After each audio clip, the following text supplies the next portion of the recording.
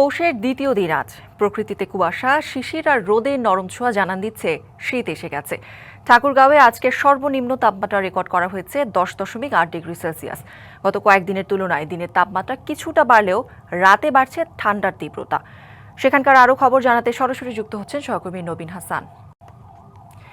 নবীন, যেমনটা জানাচ্ছিলাম যে ঠাকুরগাঁওয়ে আজকে সর্বনিম্ন তাপমাত্রা রেকর্ড করা হয়েছে, জনজীবনে এর প্রভাব সম্পর্কে জানাবেন। বিশেষ করে দুস্থ অসহায় যারা আছেন তাদের কোনো সাহায্য সহযোগিতা করা হয়েছে কিনা সব মিলে একটু জানাবেন।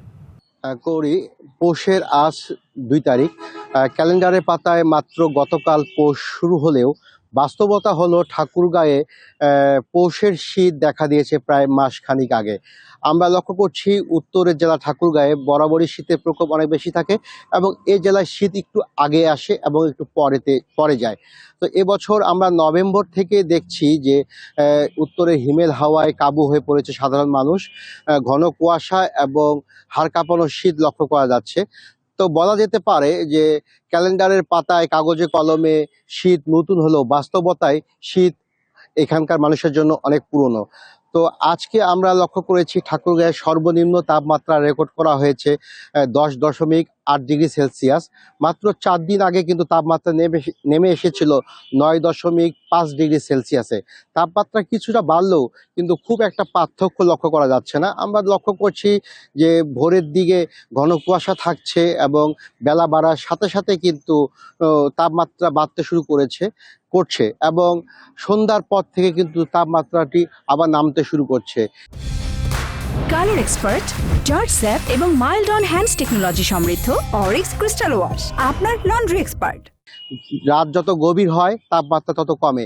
এতে কিন্তু সবচেয়ে বেশি কষ্ট পাচ্ছে দুস্থ অসহায় এবং ছিন্নমূল মানুষ যারা খোলা আকাশের নিচে থাকে, এবং বেশি কষ্ট পাচ্ছে শিশু বৃদ্ধরা। আমরা লক্ষ্য করেছি যে শীতের প্রকোপ বাড়লেও কিন্তু ঠাকুরগাঁয়ে কম্বল বিতরণ বা শীতবস্ত্র বিতরণ খুব একটা চোখে পড়ছে না। এতে কিন্তু সাধারণ মানুষের দুর্ভোগ বাড়ছে, উদ্বেগ বাড়ছে। এছাড়াও কিন্তু আমরা লক্ষ্য করেছি যে এই শীতে সবচেয়ে বেশি কষ্ট পায় হাসপাতালে ভর্তি হচ্ছে বৃদ্ধ এবং শিশুরা। শ্বাসকষ্টজনিত রোগ নিয়ে তারা ভর্তি হচ্ছে, কারো ডায়রিয়া হচ্ছে, কারো নিউমোনিয়া হচ্ছে।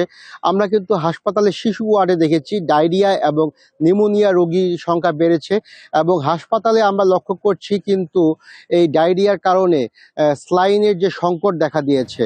হাসপাতাল কর্তৃপক্ষ বলছে এই শীতে কিন্তু সবচেয়ে বেশি কষ্ট পাচ্ছে বৃদ্ধ এবং শিশুরা, এবং তারা পরামর্শ দিচ্ছে বৃদ্ধ এবং শিশুদেরকে যেন নিরাপদে রাখা হয় এবং গরম কাপড় পরিধান করেই যেন বাইরে তারা বের হয়।